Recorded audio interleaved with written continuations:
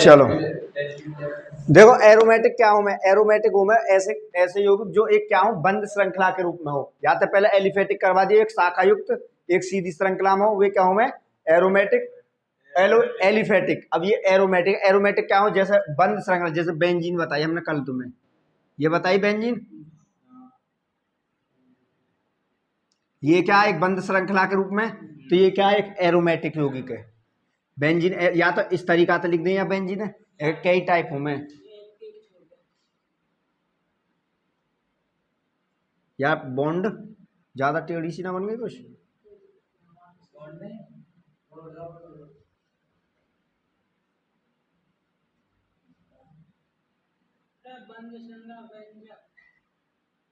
या तो एक छोड़ के एक पर बॉन्ड लग जाए, या ये क्या है, एक बेंजीन की स्ट्रक्चर। या ऐसे भी लिख दें, या ऐसा भी लिख दें, और या फिर इसे लिख दें, या और भी तरीका लिख सके, जैसे अब का तुमने यहाँ लगाए बॉन्ड, अब का और भी कहीं लगा सको ना।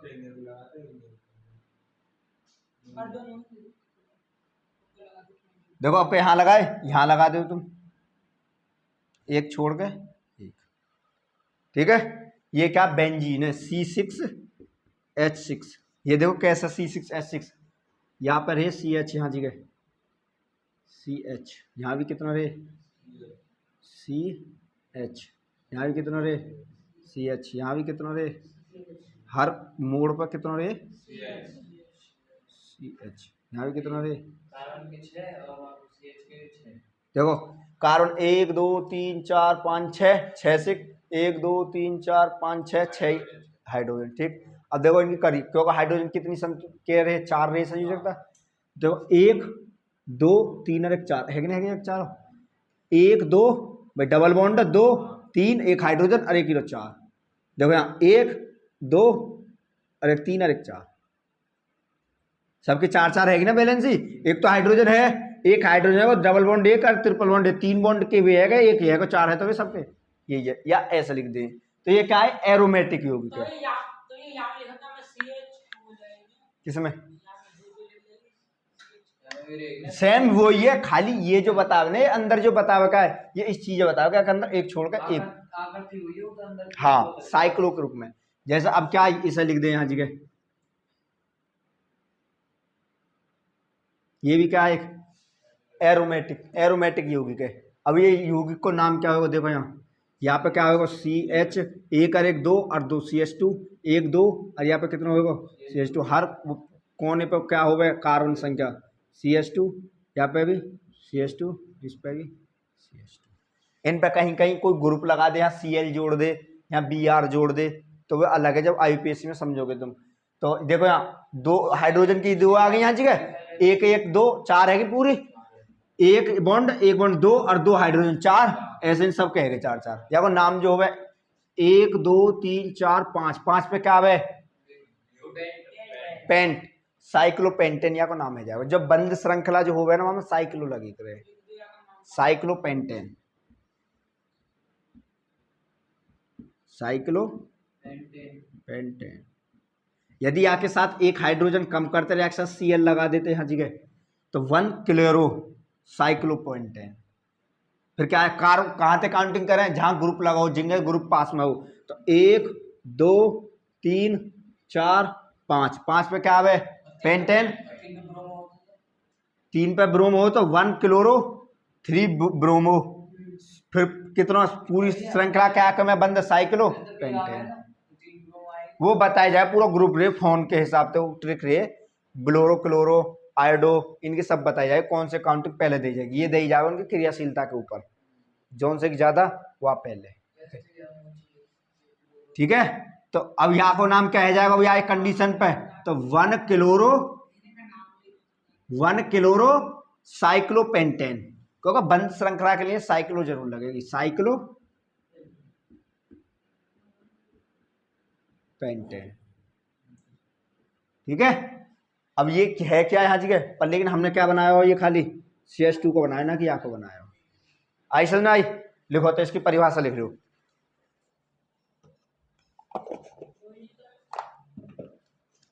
ऐसे कार्बनिक यौगिक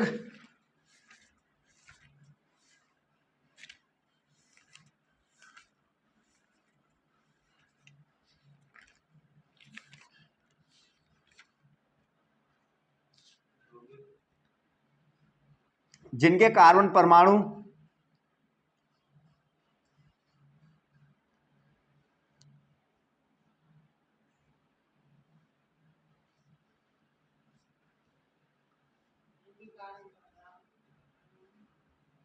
एक रिंग के आकार में व्यवस्थित होते हैं, एक रिंग के आकार में व्यवस्थित होते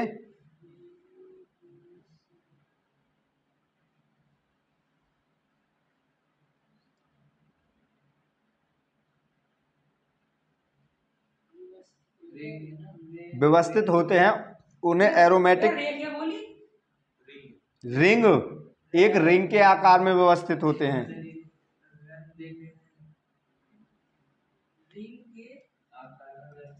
व्यवस्थित होते हैं, उन्हें एरोमेटिक यौगिक कहते हैं या एरोमेटिक यौगिक कहलाते हैं।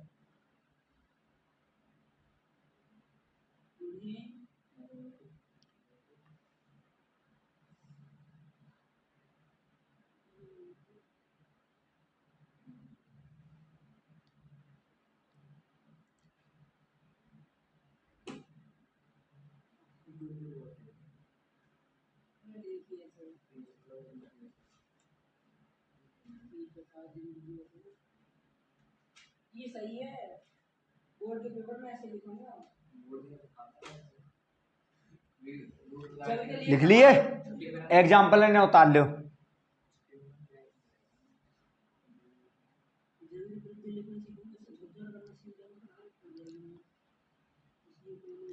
और लिखो, अगली हेडिंग लिखनी है निर्जलीकरण।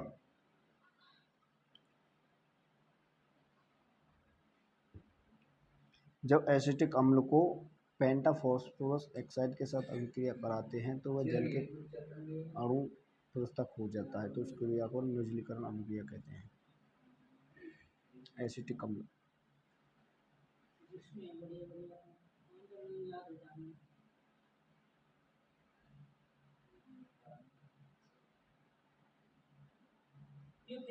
चैप्टर है 4-5 फिक्स में होंगे। बायो की तरह पता होगी।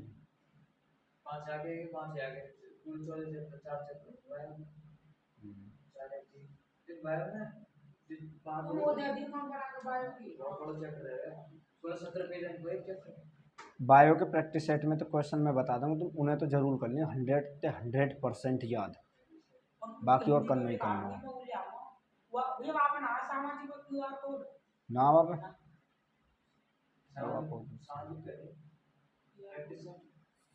साइंस के मॉडर्न को कहा करोगे, फिजिक्स केमिस्ट्री तो तुम यही पढ़िए, रट के जाइए ना ढंग से, एक का एक है, सब लोग पढ़ा हुआ मिलेगा। और ये विशेषता एग्जाम्पल जो मैंने उदाहरण लिखवाए ना, जैसे लिखवाता हूँ समीकरण हुए जरूर याद होनी चाहिए, ऐसा नहीं है। QR कोड तो देखो दिखा देगा नहीं। विधि पूछी ना सब उदाहरण पूछे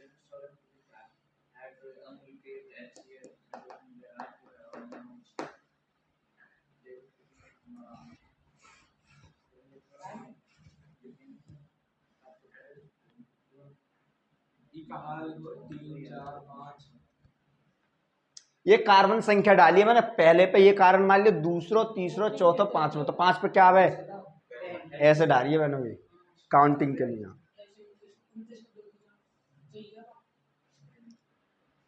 चले जी, अगली हेडिंग डाला निर्जलीकरण।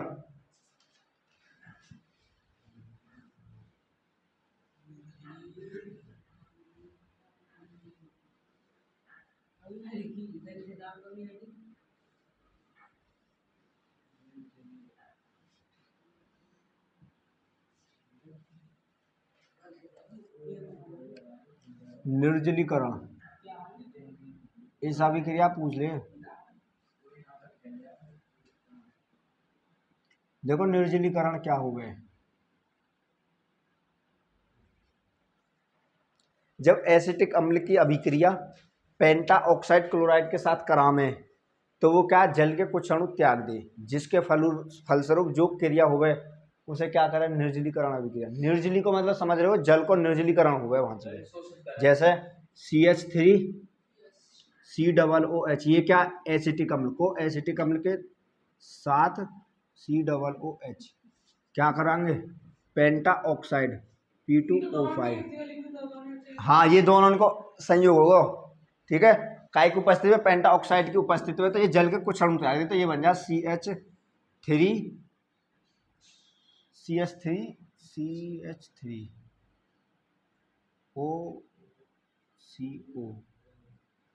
और ये मान के चलो,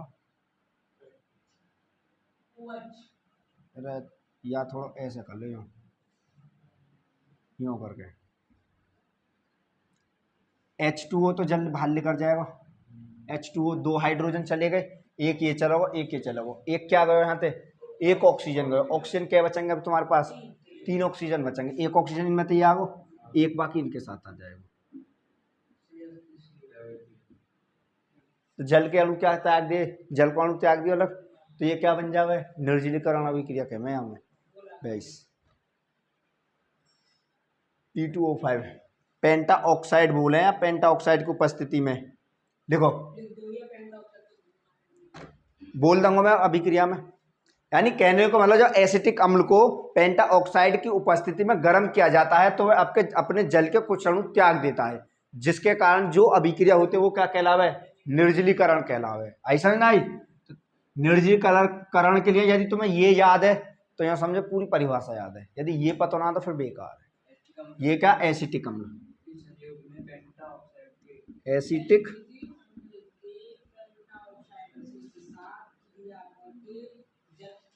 या कोई आईपीएसी जो नाम होगा ना, आईपीएसी मैथ एथ, तो एथेनोइक अम्ल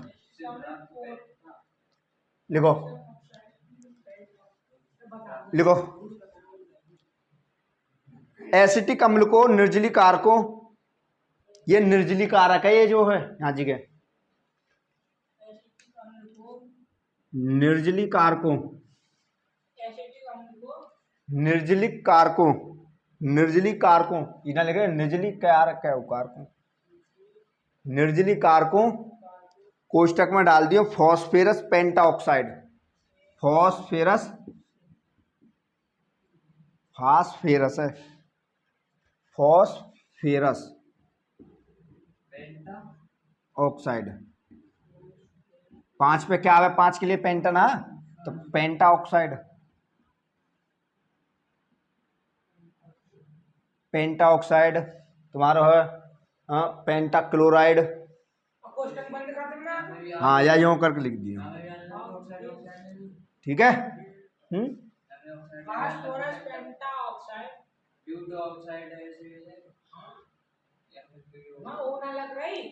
ये काउंटिंग हो गए, एक के लिए क्या बताइए मोनो आवे, एक के लिए, 2 के लिए डाई, 3 के लिए ट्राई, 4 के लिए पेंटा, 5 के लिए, 3 के लिए ट्राई, 4 के लिए पेंटा, 5 सॉरी 4 के लिए क्या आएगी, टेट्रा, 5 के लिए पेंटा, ट्राई टेट्रा, इन्हें लिख लिया। देखो एक के लिए तो क्या है, मोनो,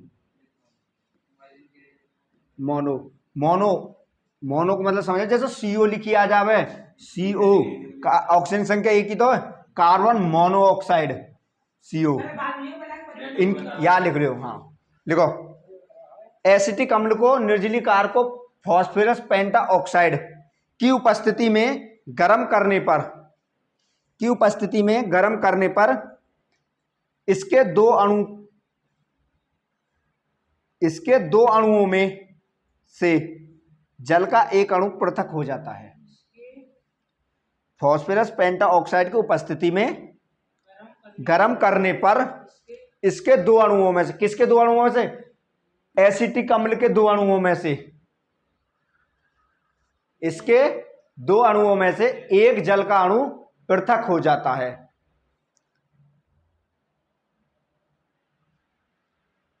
इसका एक अणु यानी इसका एक जल का अणु पृथक हो जाता है,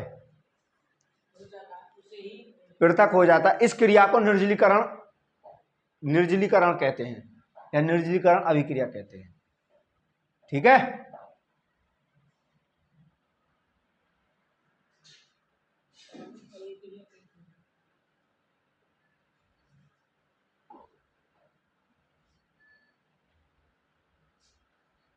एग्जाम्पल वैसे उतार लियो।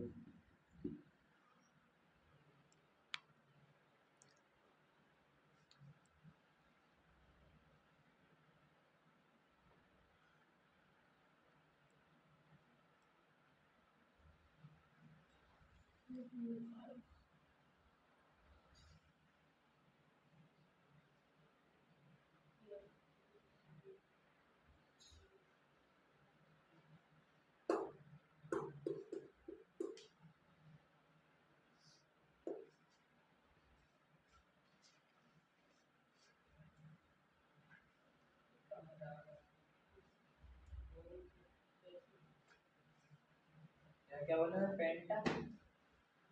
पेंटा पेंटा ऑक्साइड, ये है गई निर्जलीकरण।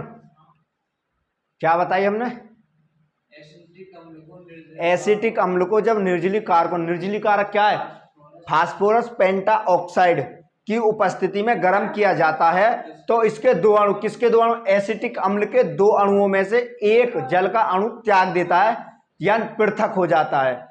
तो इस प्रकार की क्रिया क्या कहते हैं? निर्जलीकरण अभिक्रिया कहते हैं। ठीक है, ये आ जाएगी। यदि तुम्हें ये याद है तो अभिक्रिया लिख दोगे आराम से, क्योंकि देखो या का नाम एसिटिक अम्ल, या का नाम एसिटिक अम्ल के दो अणुओं को फास्फोरस पेंटा ऑक्साइड की उपस्थिति में गर्म किया जाता है तो एक जल के अणु को त्याग देता है, जिसके फलस्वरूप जो क्रिया होती है उसे क्या कहते हैं? निर्जलीकरण अभिक्रिया कहते हैं। भाई हम बात एक है कैसे कर लो। ठीक है, रफ करें इसे।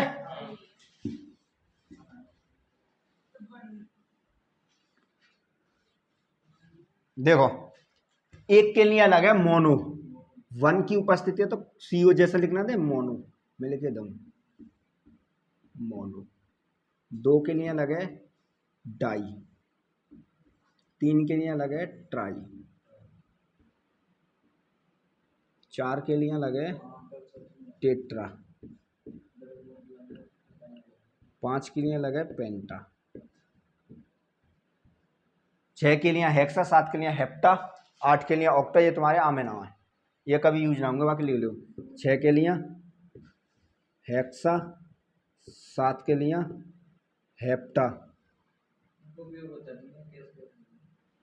आठ के लिए ऑक्टा, 10 9 के लिए डेका और ऑक्टा। ये आम है हमारे। बात ये 5 तक यूज हो में पेन हेक्स हेप ऑक्टा। 7 के लिए क्या, 8 के लिए क्या आएगी? ऑक्टा। ऑक्टा 9 के लिए क्या आएगी? नेफ्टा। और 10 के लिए आएगी डेका। तुम्हारे जो यूज होंगे भाई यहाँ तक होंगे, 5 तक ऊपर ऊपर। आई समझ आई? एक के लिए मोनो, दो के लिए डाई, तीन के लिए ट्राई, चार के लिए टेट्रा, पांच के लिए पेंटा, छह के लिए हेक्सा, सात के लिए हेप्टा। ये ऐसा, 8 के लिए ऑक्टा, 9 के लिए नेप्टा और 10 के लिए डेका। ठीक, जैसा तुमने कहीं देखी होगी CO और एक होगा CO2, तो कार्बन डाइऑक्साइड। दो के लिए का ऑक्सीजन के मात्रा दो अणु है तो डाई, कार्बन डाइऑक्साइड। और तुमने कहीं CO देखी होगी तो कार्बन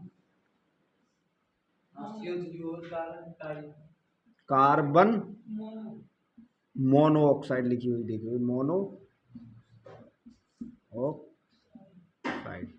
और ये क्या होगा? Carbon die oxide. आई समझ आई?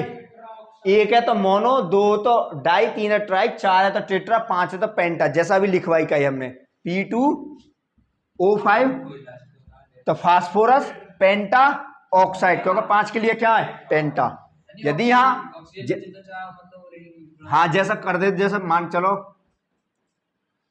ये Cl4 कर देते तो टेट्रा क्लोराइड। 4 के लिए क्या है? Tetra chloride. 3 कर देते Cl3 तो क्या आ जाता? Try chloride. Cl2 कर दे तो क्या कर दे? डाई क्लोराइड या सीधे क्लोराइड बोल दे। तो मोनो तो ना बोला, खैर वो तो सिंगल तो आ जाए, हर कहीं मोन लगे, वो नवजात ऑक्सीजन के लिए लगे। जहाँ सिंगल आ जावे ना, जहाँ सिंगल ऑक्सीजन आवे वह नवजात ऑक्सीजन बोले करें हमेशा। आई समझ आई? नोट डाउन कर लिए, मिटाई से। ये खाली तुम्हारे यहाँ तक यूज होंगे, 5 तक बेस। ये याद है ये अंतिम के आधार पे ये 7 हेक्सा 8 ठीक, अगली हेडिंग डालो सिमिट अभिक्रिया।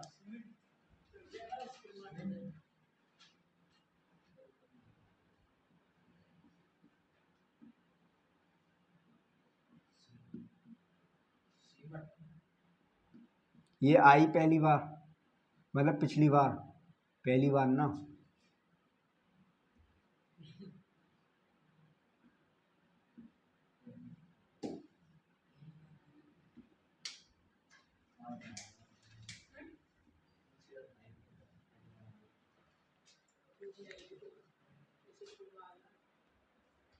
है कितना है,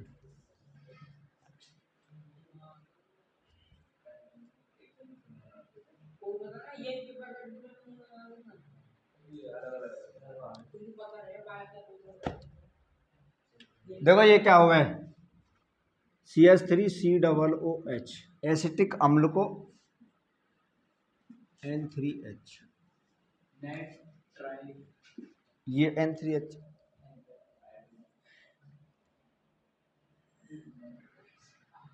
H2SO4 देखो H2SO4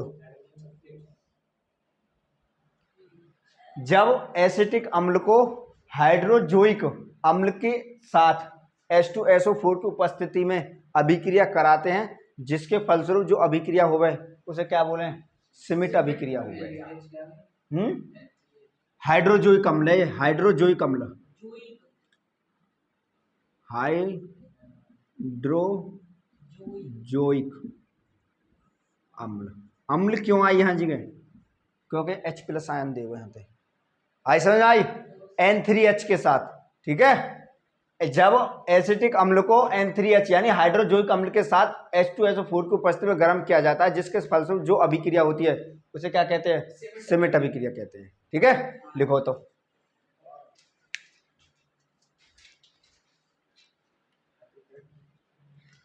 या पूरी कर दो या कैसे करो, देखो CH3NH2 ये क्या है, एमीन अम्ल अलग लिखा जाएगा और वाक बात करेगा CO2 गैस बाहर लिखा जाएगा और N2 लिखा जाएगी नाइट्रोजन।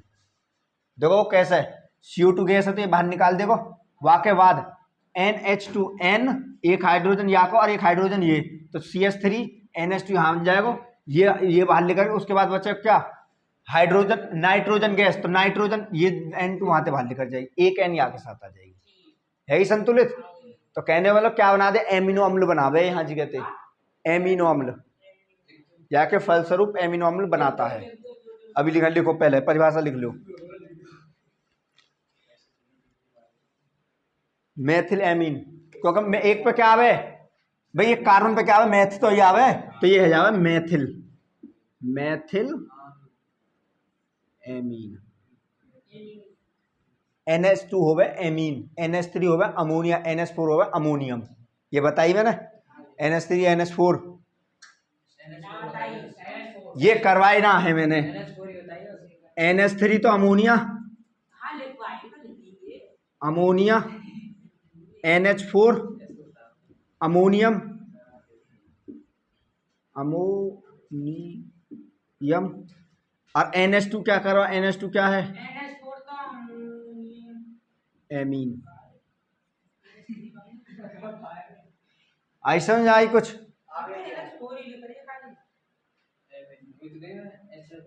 कार्बन डाइऑक्साइड और नाइट्रोजन गैस ये निकल के बाहर है।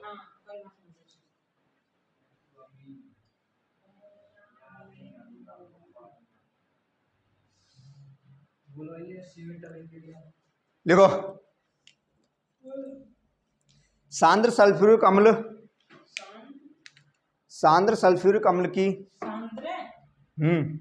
सांद्र को मतलब क्या हो गए, संतृप्त, संतृप्त का मतलब संतृप्त ना सांद्र का मतलब गाढ़ा, संतृप्त असंतृप्त कोई मतलब गाढ़ा ही हो गए, एक हो गए अति संतृप्त जो अधिक गाढ़ा हो गए, एक हो गए असंतृप्त जो कम गाढ़ा हो, और एक हो गए संतृप्त जो कहते पानी की तरह रहे।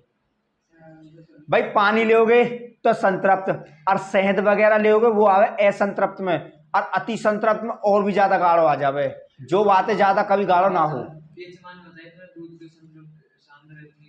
ऐसा ना आई लिखो, सांद्र सल्फ्यूरिक अम्ल की उपस्थिति में, सांद्र सल्फ्यूरिक अम्ल की उपस्थिति में हाइड्रोजोइक अम्ल N3H, अम्ल N3H, देखो यहाँ सांद्र सल्फ्यूरिक अम्ल की उपस्थिति में हाइड्रोजोइक अम्ल एसिटिक अम्ल के साथ जब क्रिया करता है तो मेथिल एमीन प्राप्त होती है या बनती है, जिसके फलस्वरूप जो क्रिया होती है उसे समेट अभिक्रिया कहते हैं। हाइड्रोजोइक अम्ल, हाइड्रोजोइक अम्ल कोष्टक में डाल दें N3H, वो लिख रखा है, से अभिक्रिया कराने पर, अभिक्रिया कराने पर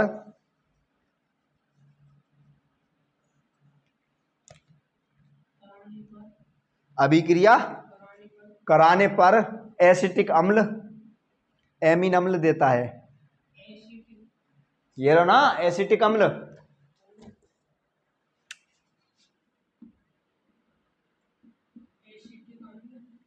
एसिटिक अम्ल क्या देता है, मेथिल एमीन देता है। तो इस क्रिया को सिमिट अभिक्रिया करें, मेथिल एमीन देता है।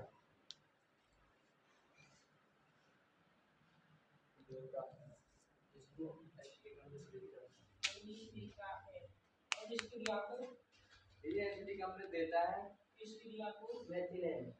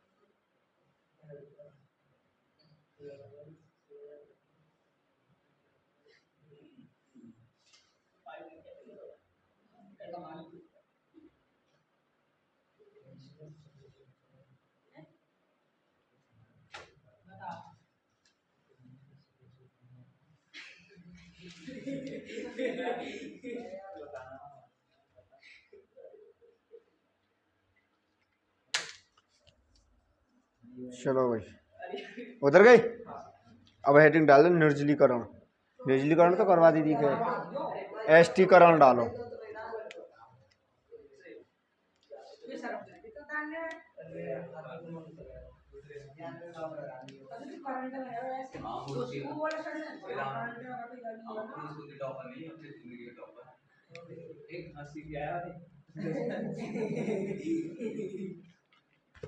अगली हेडिंग एस्टीकरण अभिक्रिया।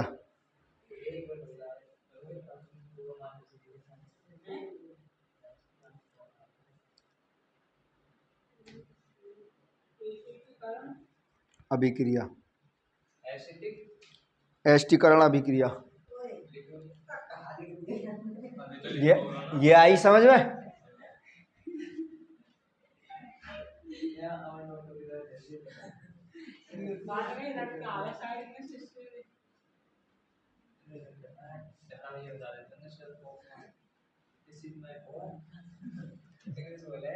शिस्कॉट ऐसा करें, व्हाट इज दिस, एक हल्की सी खुराक लेते यूँ समझा अंग्रेज बन जाओ एस्टीकरण।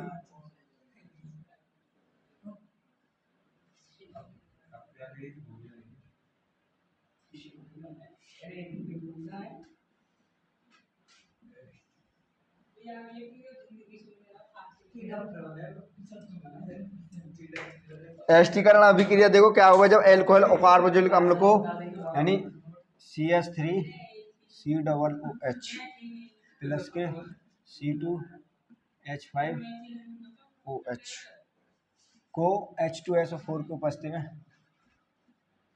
H2SO4 की उपस्थिति में करें तो क्या बन जाए एस्टर बन जाए यानी CH3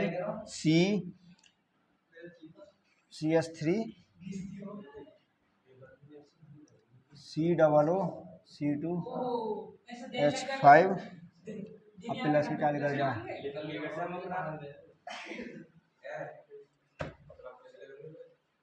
देखो यहाँ एस्टीकरण अभिक्रिया क्या हुआ एस्टीकरण अभिक्रिया हुआ जब एसिटिक अम्ल को क्या के साथ दो पे क्या आवे एथिल एल्कोहल के साथ H2SO4 की उपस्थिति में गर्म किया जाता है अभिक्रिया करा जाता है जिसके फलस्वरूप हमें एस्टर तथा जल मिलता है। एस्टर ये एस्टर का फॉर्मूला है, हाँ लिख देंगे यहाँ एस्टर। जैसे प्लास्टर ऑफ पेरिस ऐसे एस्टर भी हो गए।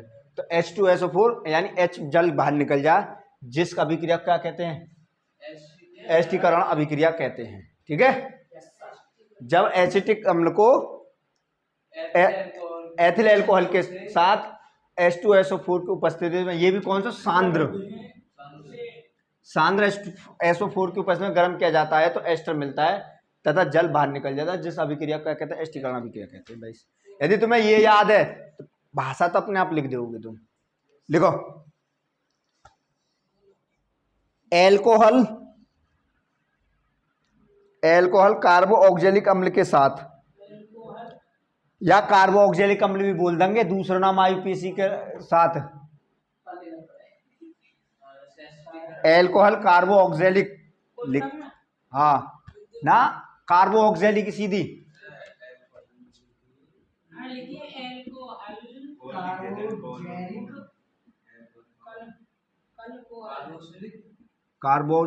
कार्बोक्सिलिक ये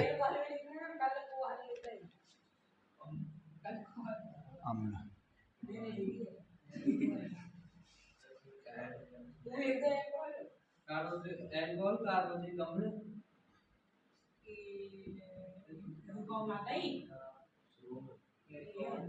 एल्कोहल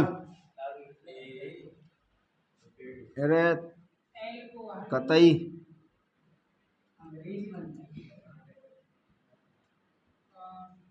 एल्कोहल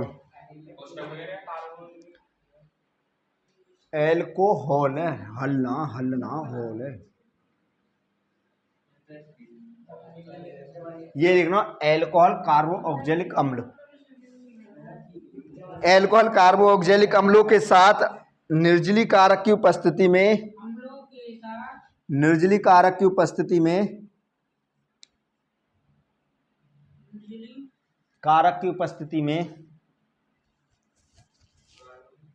एल्कोहल कार्बोक्सिलिक अम्ल के साथ निर्जली कारक की उपस्थिति में अभिक्रिया करके एस्टर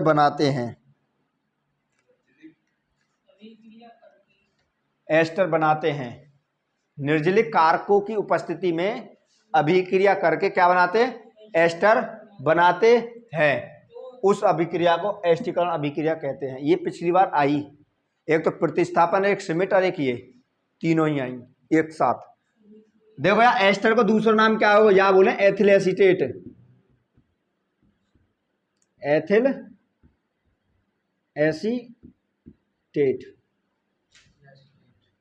हाँ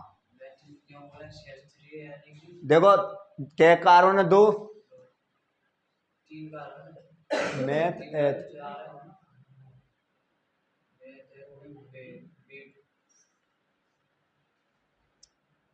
गड़बड़ तो ना पता ही सही है। या में एक कार्बन की काउंटिंग ना होगी, एक यहाँ पे हुए, एक की खाली यहाँ की। एथिल एसीटेट, ये तो क्या है जाएगा एसीटेट, और ये है जाएगा एथिल, एथिल एसीटेट, या वो दूसरा नाम हो गए। और वैसा नाम बोल दें यहाँ एस्टर, ये एस्टर हो गए। क्या प्राप्त होता है हमें? एस्टर प्राप्त होता है। तो उस अभिक्रिया को क्या कहते हैं? एस्टीकरण अभिक्रिया कहते हैं। ठीक है, यानी जब अल्कोहल कार्बो ऑक्जेलिक अम्ल, या तुम ऐसा भी ना करना चाहो, जो ये तुम्हें टाइट लग रहा हो थोड़ा वर्ड, तो तुम लिख दो एसिटिक अम्ल को एथिल एल्कोहल के साथ शांत सल्फ्यूरिक अम्ल की उपस्थिति में अभिक्रिया कराने पर हमें एस्टर प्राप्त होता है, जिस अभिक्रिया को क्या कहते हैं? एस्टीकरण अभिक्रिया कहते हैं। ठीक, उसके बाद अब क्या रहेगा? अपमार्जक और सावन रह गए तुम्हारे।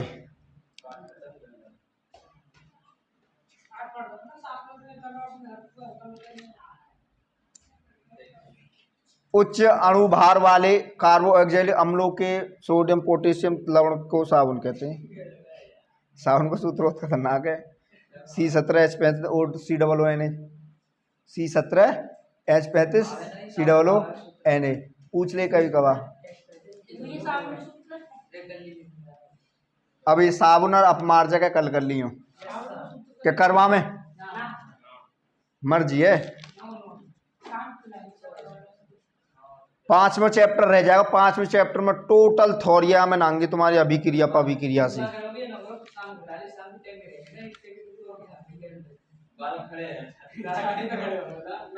ठीक है जी, भाई कल मिलेंगे। अब